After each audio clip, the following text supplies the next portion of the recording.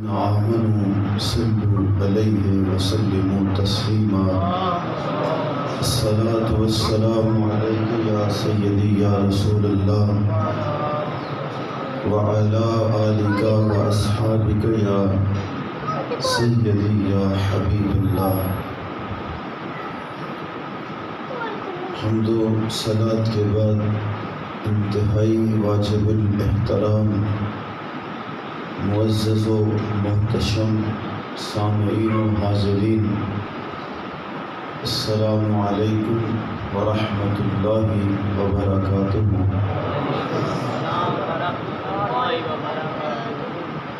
حضور سید عالم صلی اللہ علیہ وآلہ وسلم کی آمد سے قبل پوری دنیا پر کفر و شرک، دلالت و گمراہی کا گھٹا ٹوپ اندھیرا چھایا ہوا تھا۔ پوری دنیا کے حالات ناگفتگو تھے، بالخصوص جزیرہ عرب پر قتل و غارت گری، بچیوں کے زندہ درگور کرنے کے معاملات کئی قبائل میں 100% اور کئی قبائل میں جزوی طور پر بچیوں کو قتل کیا جاتا،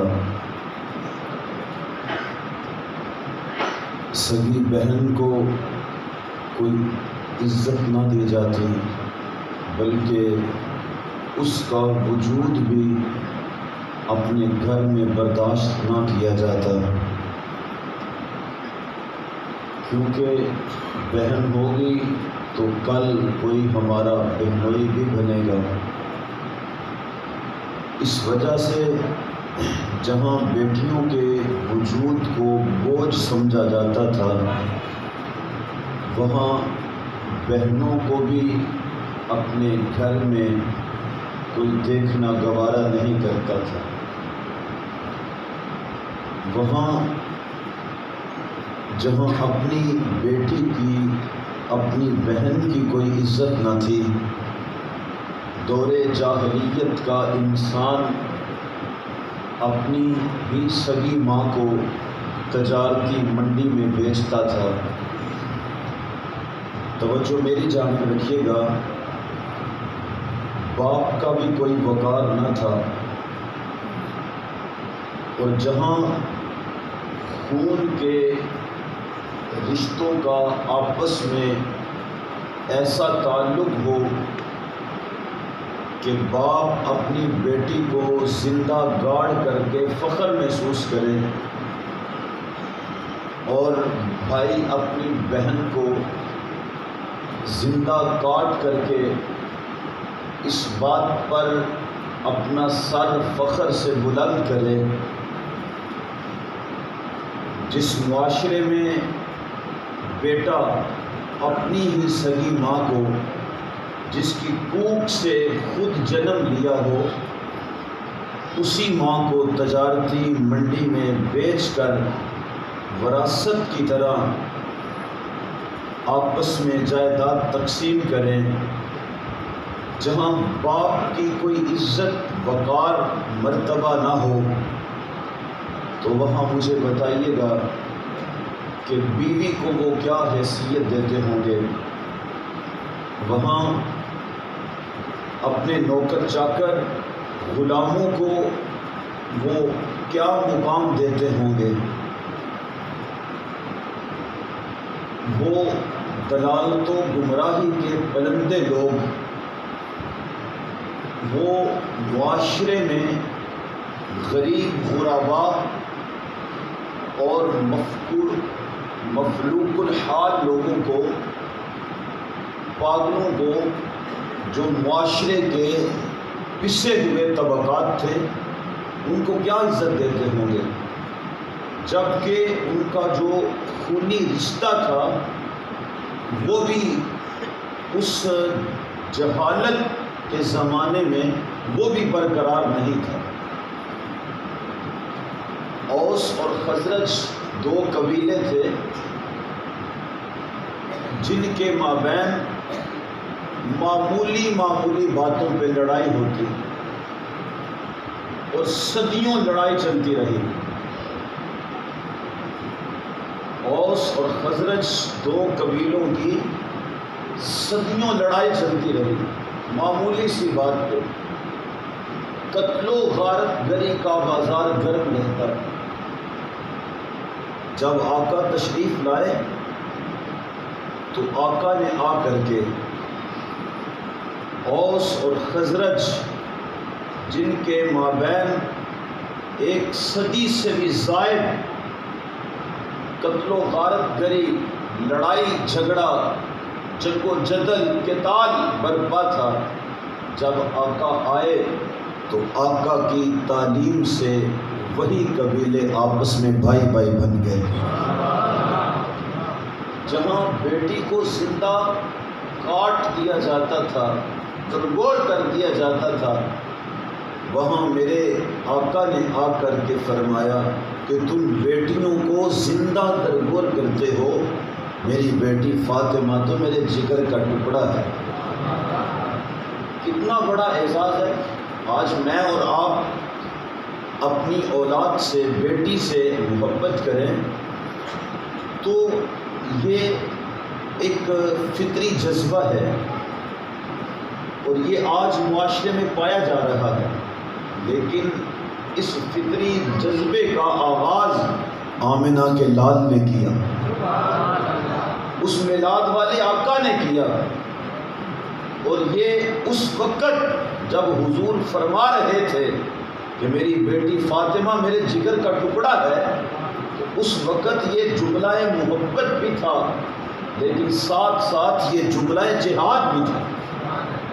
جب سارے معاشرے کی روش ایک ہو اور کوئی اس معاشرے سے ہٹ کر کے چلے تو گویا وہ پورے معاشرے سے ٹکر لے رہا ہوتا ہے، تو آمنہ کے لال نے پورے معاشرے سے کٹ کر کے، ان سے ٹکر لے کر کے آقا نے ارشاد فرمایا کہ تم اپنی بیٹیوں کو زندہ تربور کر دیتے ہو، میری بیٹی فاطمہ تو میرے جگر کا ٹکڑا ہے۔ اور آپ جانتے ہیں حضور کا نہ کوئی حقیقی بھائی تھا اور نہ کوئی حقیقی بہن تھی۔ سینہ صدف میں پرورش پانے والے ایک موتی کو در یکتا اور در یتیم کہتے ہیں۔ شکم آمنہ سلام اللہ علیہا میں، اس پاکیزہ صدف میں آمنہ کے لال اکیلے نے پرورش پائی۔ حضور در یتیم ہیں اور آقا کریم کا نہ کوئی حقیقی بھائی تھا اور نہ کوئی حقیقی بہن تھی، لیکن جب حضور رضاعت کے لیے قبیلہ بنو سعد گئے، حضرت حلیمہ سعدیہ لے گئی، تو حضرت حلیمہ سعدیہ رضی اللہ تعالی عنہا کی ایک بیٹی تھی جو حضور کی رضائی بہن قرار پائی۔ کتب سیر میں ان کا نام حضرت شیمہ آتا ہے۔ دیہاتوں میں کبھی آپ نے یہ ماحول دیکھا ہوگا کہ جب دوپہر کے وقت مائیں کھانا بنانا شروع کریں تو بہنیں اپنے چھوٹے ویروں کو لے کر کے محلے کے چوپال میں اکٹھی ہو جاتی اور پھر بہنوں کا ان اپنے بھائیوں کے بارے میں بحث و تکرار ہوتا ہے۔ کوئی بہن کہتی ہے کہ میرا ویر زیادہ سونا ہے، کوئی کہتی ہے میرے ویر کا اٹھا ہوا ناک تو دیکھو، میرے ویر کی سراہی جیسی آنکھیں تو دیکھو، میرے ویر کا رنگ تو دیکھو۔ تو کوئی کہتی کہ نہیں، رنگ میں کیا رکھا ہے، نقوش تیکھے ہوں تو حسن جچتا بھی ہے۔ تو اس طرح ان بہنوں کا آپس میں بھائیوں کو لے کر کے مقابلہ ہوتا ہے۔ اور اسی دوران حضرت شیمہ اپنے ویر محمد کو اٹھا کے لے آتی، اور پھر حضرت شیمہ کہتی کہ تم مقابلہ کر رہی ہو، ذرا میرے ویر محمد کو بھی تو دیکھو نا۔ پھر ساری عاجز آ جاتی اور ساری بیک زباں ہو کے کہتی، اے شیمہ ہم تو آپس میں مقابلہ کر رہی ہیں، تیرے ویر محمد کا مقابلہ تو نہیں ہو سکتا۔ پھر وہ ہاتھ اٹھا کے دعا مانگتی، اللہم ابق لنا محمدا، مولا آج دیکھ رہی ہوں کہ میرا ویر محمد بچوں کا سردار ہے، وہ دن بھی دیکھنا نصیب فرما کہ جب میرا ویر محمد جوانوں کا سردار ہو۔ حضور سید عالم صلی اللہ علیہ وآلہ وسلم کے ساتھ لاڈ کرتی، پیار کرتی، ان کو جو ہے وہ جھولے دیتی، ان کو کھلاتی۔ یہ ان کی محبتوں کا زمانہ چلتا رہا، حتیٰ کہ حضور رضاعت کی عمر گزار کر کے مکہ تشریف لے آئے، اور یہاں حضور نے 40 سال اعلان نبوت سے قبل گزارے، پھر اعلان نبوت کیا، 13 سال مزید حضور نے مکہ میں گزارے، 53 سال حضور نے مکہ میں بسر کیے، پھر حضور ہجرت فرما کے مدینہ چلے گئے۔ وہاں حضرت شیمہ بھی جمع ہوئی، لیل و نہار کروٹیں بدلتے رہے، زندگی بڑی تیزی سے چلتی رہی۔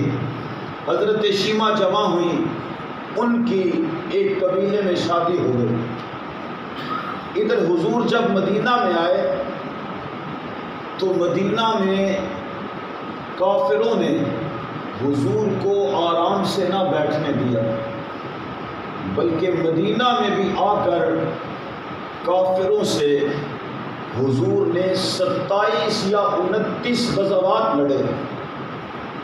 یہ تماشا لبے بام نہیں ہے، ہمیں تو ایک مقدمہ پڑ جائے تو خیر سے ہمارا عدالتی نظام، انصاف کی فراہمی وہ تو زندگیاں گل کر دیتی ہے، تو ہماری زندگیاں بیت جاتی ہیں ایک مقدمہ پڑ جائے تو۔ لیکن حضور نے 10 سالہ دور مدنی دور میں 10 سالہ مدنی دور میں حضور نے 27 یا 29 غزوات لڑے۔ انہی جنگوں میں سے ایک جنگ حضرت شیمہ کے قبیلے کے لوگوں سے ہوئی،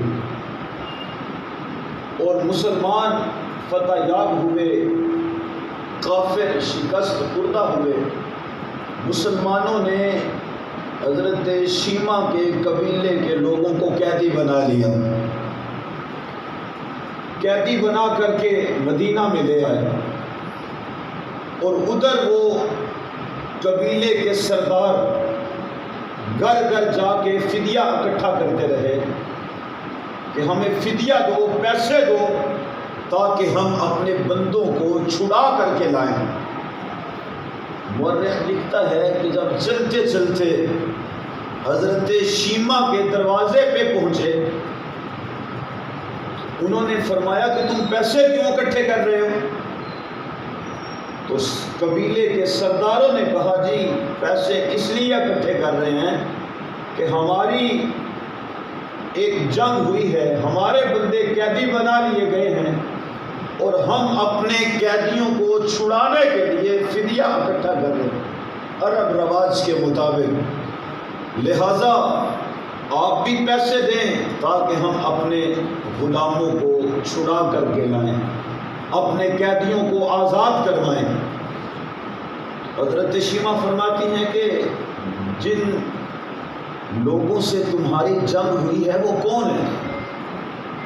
تو انہیں پھر بتانا پڑا کہ مدینہ میں ایک شخص ہے جو نبوت کا دعوے دار ہے، اور نام اس کا محمد ہے صلی اللہ علیہ وسلم، نام اس کا محمد ہے صلی اللہ علیہ وسلم۔ جب حضور کا نام سنا تو بچپنے کی ساری کیفیت وہ ذہن کی سکرین پہ ابھر آئی، اور حضرت شیما کہنے لگی کہ تم پیسے کیوں اکٹھے کرتے ہو، مجھے لے جاؤ، میں تمہارے بندے چھڑا کے لاتی ہوں۔ تو قبیلے کے سرداروں نے کہا کہ کیا آپ جانتی ہیں انہیں؟ کہا ہاں جانتی ہوں، جسے لوگ محمد کہتے ہیں وہ میرا بھائی لگتا ہے۔ اور پھر حضرت شیما قبیلے کے سرداروں کے ساتھ حضور کی بارگاہ تک پہنچے۔ اب یہ مکہ تو نہیں تھا کہ جہاں لوگ کانٹے بچھاتے تھے، گڑھے کھودتے تھے۔ عقبہ بن ابی معیط صحن حرم میں حضور کے گلے میں رسی ڈال کے بل دیتا تھا۔ عبداللہ ابن جدعان کے گھر کے قرب میں ابو جہل نے کمان مار کے حضور کا سر پھوڑ دیا تھا۔ یہ شاب ابی طالب میں صاحب ایک دو دن کی کہانی نہیں، ایک دو ہفتوں کی بھی نہیں، ایک دو مہینوں کی بھی نہیں، 3 سال تک مسلسل شاب ابی طالب میں حضور اور حضور کے ماننے والوں کو قید کر دیا گیا، سوشل بائیکاٹ کر دیا گیا، حتیٰ کہ اصحاب رسول نے درختوں کے پتے کھا کھا کر گزارا کیا۔ حالات ایسے تھے، جب شاب ابی طالب کی مقصوری ختم ہوئی تو حضور سید عالم طائف کے بازاروں تک پہنچے۔ کہا کہ یہ لوگ تو میری بات نہیں مانتے۔ اس زمانے میں طائف کے لوگ پڑھے لکھے اور تہذیب یافتہ، عقل مند اور دانا شمار کیے جاتے تھے۔ جب حضور طائف پہنچے تو انہوں نے جو زبانی بد کلامی کی وہ تاریخ نے محفوظ کی۔ ایک بدبخت بول کے کہتا ہے اما وجد اللہ احدا ارسلہ غیرک، کیا اللہ کو تیرے علاوہ اور کوئی نہیں ملا تھا جس کو وہ نبی بناتا؟ دوسرا بدبخت بول کے کہتا ہے واہ واہ یمرد ثیابا قابا ان کان اللہ ارسلک، اگر اللہ نے تجھے رسول بنایا ہے تو اللہ نے غلاف کعبہ کی دجیاں بکھیر دی۔ تیسرا بدبخت بول کے کہتا ہے اخرج من بلدنا یا محمد، کہتا ہے معاذ اللہ اے محمد ہمارے شہر سے نکل جاؤ، کہیں آپ کی نحوست کی وجہ سے ثم معاذ اللہ ہم پر آسمان سے پتھر نہ برسنے شروع ہو جائیں۔ ان کو کیا پتا تھا کہ یہ جو قدوم میمنت لزوم آئے ہیں عرش مولا بھی ان قدموں کو ترستا ہے۔ اللہ اکبر حضور، اور یہ بات یاد رکھیے، وہ کیا کسی عربی شاعر نے کہا تھا کہ جو نیزوں اور تلواروں کے زخم ہوتے ہیں وہ بھر جاتے ہیں، لیکن جو زبان کا زخم ہوتا ہے وہ نہیں بھرتا۔ بیگانے تو بیگانے رہے، سگا چچا ابو لہب کیا کچھ نہیں کرتا رہا۔ مکہ میں ظلم و ستم کی انتہا کر دی، حضور کی زندگی اجیرن بنا دی گئی، اور یہ مدینہ الرسول تھا۔ ادب کی آیات نازل ہو چکی تھی، خبردار میرے نبی کی آواز سے آواز کو اونچا مت کرنا، اگر ایسا کیا لاشعوری میں بھی ہوا تو تمہاری زندگی کی ساری کمائی ضائع کر دی جائے گی۔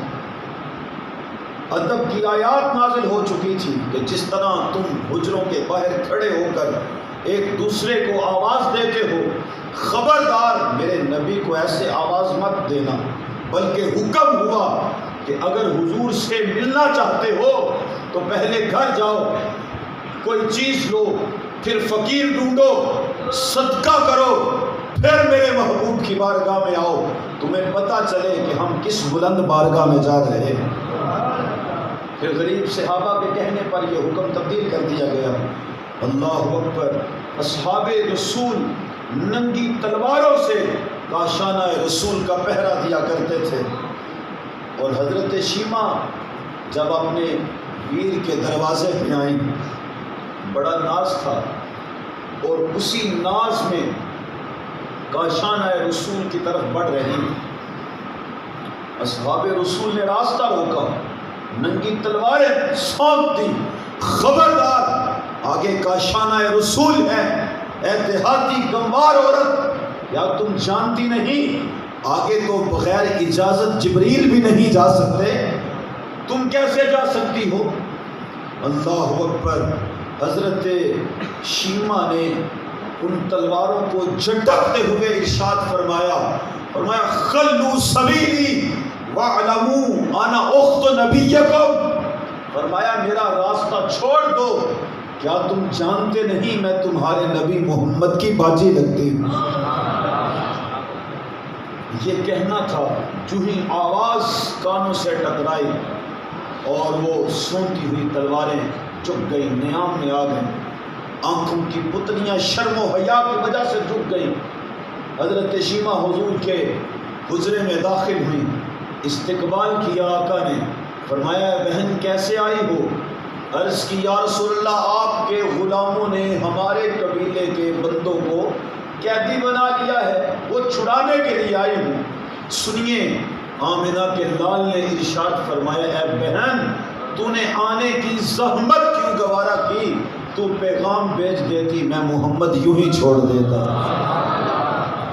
اور پھر اپنی بہن کے قبیلے کے قیدیوں کو چھوڑا، کچھ گھوڑے کچھ جوڑے تحفے تحائف دیے، الوداع کیا، اور پھر الوداع کرنے کے بعد اپنے اصحاب سے کہا اے میرے اصحاب، میری یہ عادت رہی کہ میں جب بھی قیدی چھوڑا کرتا ہوں تم لوگوں سے مشورہ کرتا ہوں، لیکن آج میں نے مشورہ نہیں کیا۔ عرض کی بندہ نواز ہماری کیا مجال کہ ہم سوال کریں، لیکن خود ہی حکم ارشاد کر دیں کہ آج مشورے کی ضرورت کیوں پیش نہیں آئی۔ جب یہ عرض کی تو پھر ارشاد فرمایا آج میں نے مشورہ اس لیے نہیں کیا کہ آج میرے دروازے پہ میری بہن آ گئی تھی، اور میں نے مشورے کی تاخیر بھی گوارا نہیں سمجھی۔ اللہ اکبر۔ اور ایک آج ہمارے دروازے پہ ہماری بہنیں آتی ہیں، اور اگر خیر سے چھٹیاں گزارنے کے لیے آ جائیں تو جو ہمارا رویہ ہوتا ہے وہ ناقابل بیان ہے، اور پھر جو ہے وہ پھپھو کا کردار ایسا جو ہے وہ مکروہ بنا دیا گیا ہے کہ یہ تو فتنہ فساد کرتی ہے۔ حالانکہ جتنی محبت جو ہے وہ بہنیں اپنے بھائی کو، اپنے میکے گھر کو اور اپنے بھائی کی اولاد کو دیتی ہیں کوئی اور نہیں دیتا، لیکن چونکہ یہ ایک فتنے کی طرح یہ ہوا چل نکلی ہے تو لاشعوری طور پر ہر جگہ پہ بہن کے کردار کو، پھپھو کے کردار کو مکروہ بنا دیا گیا ہے۔ مجھے اور آپ کو سوچنا ہوگا، ہم ان کا مال بھی ہڑپ کر لیں بہنوں کا، جو اللہ نے قرآن میں ان کا حق مقرر کیا ہے، رسول اللہ نے حق بیان کیے ہیں، ہم ان کے حقوق بھی غصب کر لیں، جائیداد میں ان کا حق بھی کھا لیں، پھر بھی اگر وہ ہمارے دروازے پہ آئیں اور جو ہم اور ہمارے بچے جو ان سے رویہ اور سلوک کرتے ہیں وہ میں بیان نہیں کرنا چاہتا۔ اللہ اکبر۔ اگر بہن غریب ہو اور وہ بھائی سے رشتہ کے لیے آ جائے کہ تمہارا بیٹا ذرا سلجھا ہے، پڑھا لکھا بھی ہے، نشے سے پرہیز بھی کرتا ہے، اور باہر اگر ڈھونڈنا چاہوں تو ایسا نہیں ملے گا، تو ذرا تعاون کیجئے، ہاتھ بڑھائیے، تو وہ جو پہلے بہن کا حق کھا چکا، جو اللہ اور اس کے رسول نے مقرر کیا تھا، جو پہلے حق غصب کر چکا، جب بہن اپنی بیٹی کا رشتہ لے کے آتی ہے تو پھر بھائی بڑے غرور سے کہتا ہے کہ میرا بیٹا جتنا کماتا ہے اور تمہاری بیٹی جو ہے وہ میرے گھر میں کیسے رہ سکے گی، اور اگر وہ اپنے بیٹے کے لیے امیر بھائی کی بیٹی کا رشتہ قبول کرے اور فرمائش کرے تو یہ کہا جاتا ہے کہ جتنا تیرا بیٹا کماتا ہے اتنا تو میری بیٹی کا ایک دن کا خرچ ہے۔ یہ رویے ہیں ہمارے۔ صاحب جب آمنہ کے لال کے دروازے پہ رسول اللہ کی بہن آئی، یہ رضائی بہن تھی جس کا اتنا پروٹوکول آمنہ کے لال نے دیا اور بیان کیا سوچو اگر حضور کی حقیقی بہن ہوتی تو کیا وقار ہوتا. اور ایک آج ہماری کیفیت ہے. حضور نے بہن کو عزت دی، ماں کو عزت عطا کی. کہاں سدرۃ المنتہا کے قرب سے جنت کو مانوی طور پہ کھینچ کر ماں کے قدموں میں ڈالا اور کہا الجنت تحت اقدام الامہات. فرمایا جنت ماں کے قدموں کے نیچے ہے.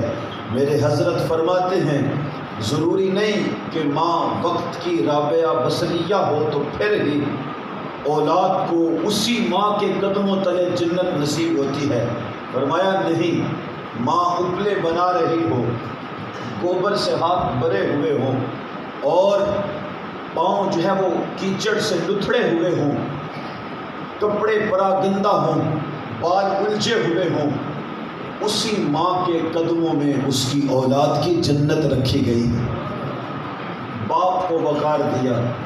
فرمایا رضا اللہ فی رضا الوالد و سخط اللہ فی سخط الوالد. فرمایا اگر رب کی رضا چاہتے ہو تو بوڑھے باپ کو راضی کرو. جب یہ چارپائی کے ساتھ لگا ہوا بوڑھا باپ راضی ہو جائے گا تو عرش کا رحمان بھی راضی ہو جائے گا. اور فرمایا جب بوڑھا باپ ناراض ہے تم الٹی چھلانگیں بھی لگاتے رہو، وہ عرش کا رحمان کبھی راضی نہیں ہو سکتا. وہ کیا اقبال نے کہا تھا، میں زہر ہلاہل کو کبھی کہہ نہ سکا کن، بات وہی کہتا ہوں سمجھتا ہوں جسے حق، نہ ابلائے مسجد ہوں نہ تہذیب کا فرزند. آج بوڑھے ماں باپ کو چھوڑ کر کے صاحب یہ ایک تلخ حقیقت ہے جو میرے معاشرے میں دن بدن زور پکڑ رہی ہے. آج ہم بوڑھے ماں باپ کو چھوڑ کر کوئی تبلیغی چلوں پہ اور کوئی اپنی داڑھی سے پیر کے در پہ جھاڑو دینے کو فضیلت جانتا ہے اور سمجھتا ہے کہ مجھے قرب مل جائے گا. رسول اللہ نے ارشاد فرمایا کہ جب تک والدین راضی نہیں ہوتے تمہیں قرب کی جو ہے وہ بھیک بھی نہیں ملے گی، تمہیں قرب کا راستہ بھی نہیں ملے گا. قرب کی ساری منزلیں وہ والدین کے قدموں سے ہو کے آتی ہیں، والدین کے قدموں سے ہو کے آتی ہیں. اور آپ علماء تشریف فرما ہیں، آپ ذخیرہ قرآن کو پڑھیے، آپ احادیث طیبہ کا ذخیرہ ٹٹول ڈالیے، آپ کو اللہ کی عبادت، رسول اللہ کی اطاعت کے بعد کل کائنات میں جن کی عظمت، عزت، توقیر، ادب، تعظیم کا حکم ملے گا وہ ماں باپ کی تعظیم کا حکم ملے گا. اور ماں باپ راضی ہوں تو رب بھی راضی ہوتا ہے، رب کا رسول بھی راضی ہوتا ہے. اللہ کے قرب کی راہیں ماں باپ راضی ہوں تو آسان ہو جاتی ہیں. اور اگر یہ آپ پوچھنا چاہیں کہ کیسے راضی ہوتے ہیں اور کیسے اللہ اور اس کے رسول کا قرب ملتا ہے تو حضرت اویس کرنی سے پوچھ لیجئے، حضرت بایزید بسطامی سے پوچھ لیجئے. وہ فرماتے ہیں کہ میں نے 10 سال جنگلوں کی خاک چھانی کہ میں اپنے رب کا قرب پالوں، لیکن ایسا نہ ہوا. پھر میں ایک دن بستان سے گزر رہا تھا، سوچا کہ چلو جاتے جاتے اپنی ماں کو مل لوں. اللہ اکبر، سحری کا وقت تھا اور میں دروازے کے ساتھ لگ کر بیٹھ گیا کہ اب 10 سال ہو گئے، مدت مدید گزر گئی، میں نے اپنی ماں کو کوئی سکھ نہیں دیا، تو سحری کے وقت اٹھا کر کے، آدھی رات میں اٹھا کر کے دکھ کیوں پہنچاؤں. بس یہ سوچ کر کے میں دروازے کے ساتھ لگ کے بیٹھ گیا. سحری کا وقت ہوا، ماں تہجد کے لیے اٹھی اور نالی سے پانی آنے کا میں نے اثرات محسوس کیے، پانی کے کھنکنے کی آواز آئی. میں نے سمجھا کہ میری ماں تہجد کے لیے بیدار ہوئی ہے. میں نے دروازے پہ دستک دی، اللہ اکبر، دروازے پہ دستک دی تو ماں نے میرے دستک کے انداز سے ہی پہچان لیا. اللہ نے ماں کو ایسا نور عطا کیا ہے کہ ماں اپنے بچوں کے انداز دستک سے پہچان جاتی ہے کہ میرا کون سا بیٹا آیا ہے. اللہ اکبر. تو جب میں نے دستک دی، حضرت بایزید فرماتے ہیں میری ماں نے کہا ٹھہرو بیٹا میں ابھی آ رہی ہوں۔ جب ماں نے دروازہ کھولا تو تازہ وضو کی وجہ سے پانی کے قطرے ٹپک رہے تھے۔ میری پراگندہ حالت کو دیکھ کر کے سحری کے وقت میں، تہجد کے ان نورانی لمحوں میں جب میری الجھی ہوئی کیفیت کو دیکھا تو میری ماں کی آنکھوں سے آنسو جاری ہوئے اور رب کے حضور دامن پھیلا کے عرض کی، مولا میں نے تو بایزید کو تیرے قرب کے لیے بھیجا تھا، تو نے ابھی تک اسے اپنا قرب عطا نہیں کیا۔ حضرت بایزید فرماتے ہیں میری ماں کا دعا کرنا تھا، ماں کی دعا کبھی رد نہیں ہوتی، وہ کوئی بھی لمحہ ہو ماں کی دعا کبھی رد نہیں ہوتی۔ اور پھر لمحے بھی سحری کے ہوں، تہجد کا وقت ہو اور ماں بھی حضرت بایزید بسطامی کی ہو تو ان کی دعا کیسے رد ہو سکتی ہے؟ ماں نے دامن پھیلایا، میری الجھی ہوئی حالت کو دیکھ کر کے کہا، مولا میں نے تو بایزید کو تیرے قرب کے لیے بھیجا تھا، تو نے ابھی تک اسے اپنا قرب عطا نہیں کیا۔ حضرت بایزید فرماتے ہیں کہ وہ جو میں 10 سالوں سے مدت مدید سے میں حاصل نہ کر پایا تھا، اللہ نے وہ مجھے میری ماں کی دعا کے صدقے عطا کر دیا۔ ماں باپ کی وجہ سے ایسے قرب نصیب ہوتا ہے، اور ماں باپ راضی ہوں تو اللہ کبھی دنیا میں بھی تنگی نہیں آنے دیتا۔ سورہ بقرہ کے نزول کے اسباب جانیے، مضامین پڑھیے کہ اللہ کبھی دنیا میں بھی کمی نہیں آنے دیتا۔ تو ماں باپ کو آ کر کے میرے آقا نے وقار عطا کیا۔ غلام کو عزت نہیں تھی صاحب کہ وہ غلام دور جہالت میں اگر اپنے مالک کا جوتا بغیر اجازت سے اٹھا کر کے دھوپ سے چھاؤں میں رکھ دیتا تو وہ بد دماغ آقا اس پر بھی کوڑے برسانا شروع ہو جاتا کہ تجھے جرت کیسے ہوئی میرے جوڑوں کو، میرے جوتے کو ہاتھ لگانے کی؟ تیری اتنی ہمت کہ تو نے میرے جوتوں کو ہاتھ لگایا؟ وہ غلام ریزن پیش کرتا، سبب اور وجہ پیش کرتا کہ حضرت آپ کے جوتے دھوپ میں خراب ہو رہے تھے، لیکن وہ اس ریزن کو، وجہ اور سبب کو سمجھنے کی بجائے الٹا کوڑے برسانے شروع ہو جاتا۔ لیکن جب آقا تشریف لائے تو آقا نے تشریف لا کر خلوت خاص میں پہنچے۔ معراج میں جب تشریف لے گئے تو پلٹ کے آ کر کے حضرت بلال حبشی سے فرمایا اے بلال تو کون سا نیک عمل کرتا ہے کہ میں نے تیرے قدموں کی آہٹ کو جنت میں اپنے آگے سنا ہے؟ کیا خیال ہے اس ایک جملے نے دور غلامی کی ساری تھکن اتار نہیں دی ہوگی اور حضرت بلال حبشی کو امیہ کے سارے ظلم و ستم بھلا نہیں دیے ہوں گے اور حضرت بلال زمین سے اٹھ کر کے فراز عرش تک نہیں پہنچ گئے ہوں گے۔ پھر کیا ہوا جب فتح مکہ ہوا تو حضرت بلال حبشی سے ارشاد فرمایا اے بلال کعبے کی چھت پہ چڑھ جاؤ اور کعبے کی چھت پہ چڑھ کر کے آج رب کا آوازہ بلند کرو، آذان کہو۔ اچھا پوری دنیا سے جہاں سے بھی مؤذن آذان کہے قبلہ کی طرف رخ کرتا ہے، کعبہ کی طرف رخ کرتا ہے، لیکن جب کعبہ حضرت بلال حبشی کے قدموں کے نیچے تھا تو سوچو کس طرف انہوں نے منہ کیا ہوگا۔ ادھر حضرت بلال حبشی کعبہ کی چھت پہ چڑھ کر کے آذان دے رہے تھے اور حضور جو ہے وہ خرام ناز کرتے ہوئے طواف کعبہ کر رہے تھے۔ حضرت بلال حبشی ذرا چشم تصور میں وہ منظر لائیے کہ محبتوں کا کیا انداز تھا۔ کانوں میں انگلیاں دبائے ہوئے آذان شروع کی اور حضور طواف کرتے ہوئے جہاں جہاں جا رہے تھے حضرت بلال حبشی بھی وہاں گردش کر رہے تھے، وہاں جھوم رہے تھے اور آذان دے رہے تھے۔ میرے امام فرماتے ہیں حاجیو آؤ شہنشاہ کا روزہ دیکھو، کعبہ تو دیکھ چکے اب کعبے کا کعبہ دیکھو۔ وہ کعبے کا کعبہ دیکھ رہے تھے اور آذان پڑھ رہے تھے۔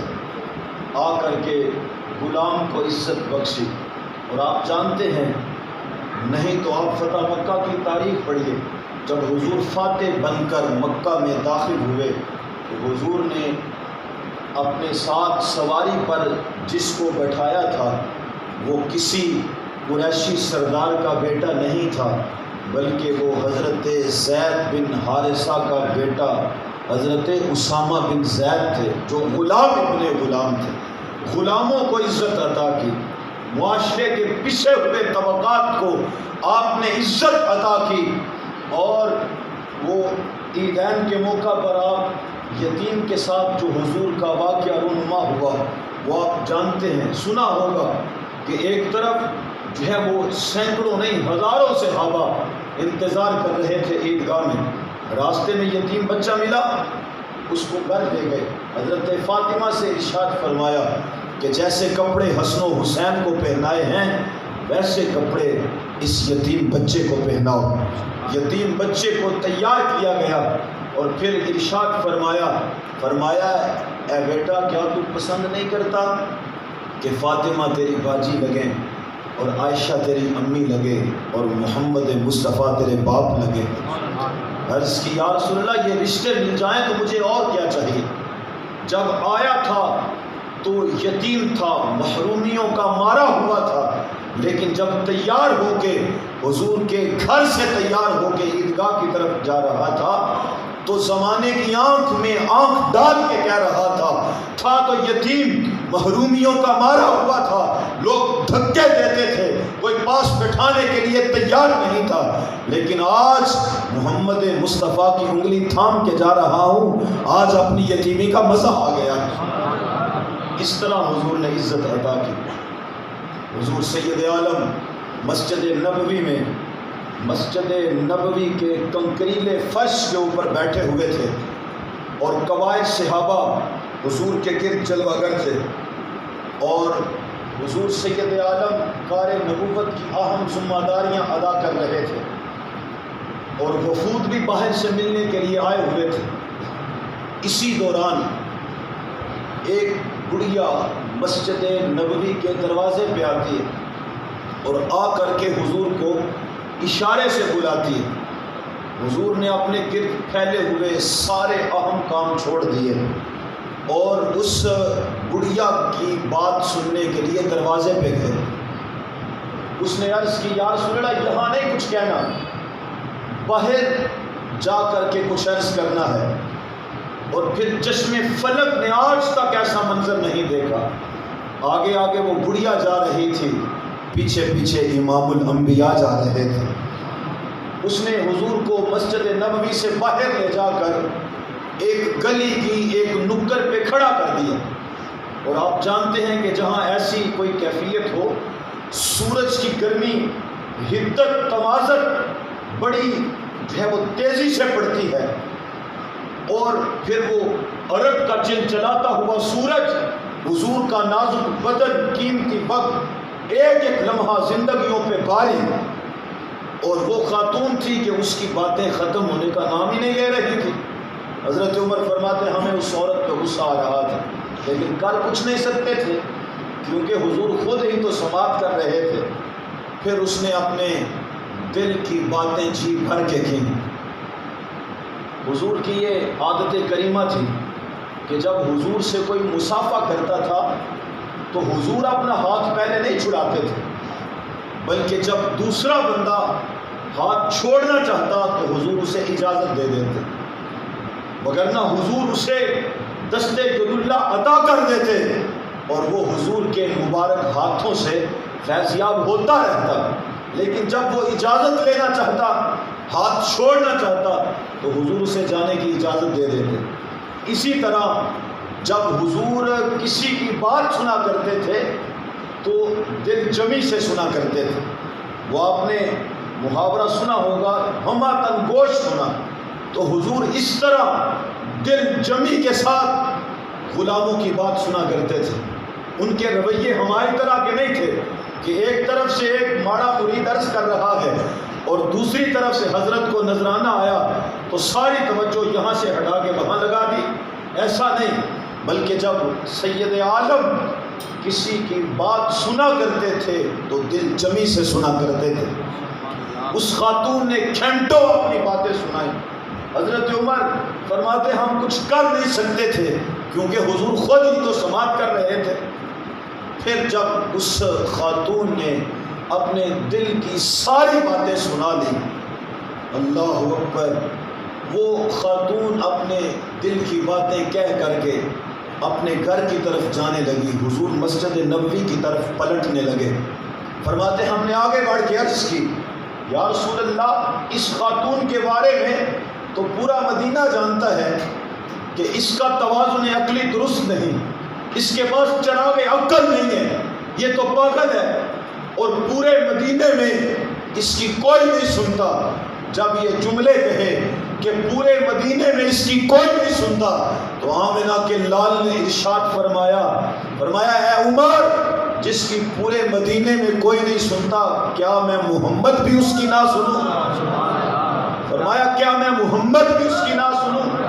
پھر اس جاتی ہوئی خاتون کو مخاطبت کرتے ہوئے ارشاد فرمایا اے ام فلاں، جب تیرا دل بھر آئے، مدینہ کی جس گلی کی جس نکڑ پہ کھڑا کر کے مجھ محمد کو اپنے دکھ سنانا چاہو سنا سکتے ہیں. اس قدر حضور نے پاگلوں کو، دیوانوں کو، یتیموں کو، غلاموں کو، ہر ایک کو عزت عطا کی، ہر ایک کو عزتوں سے نوازا،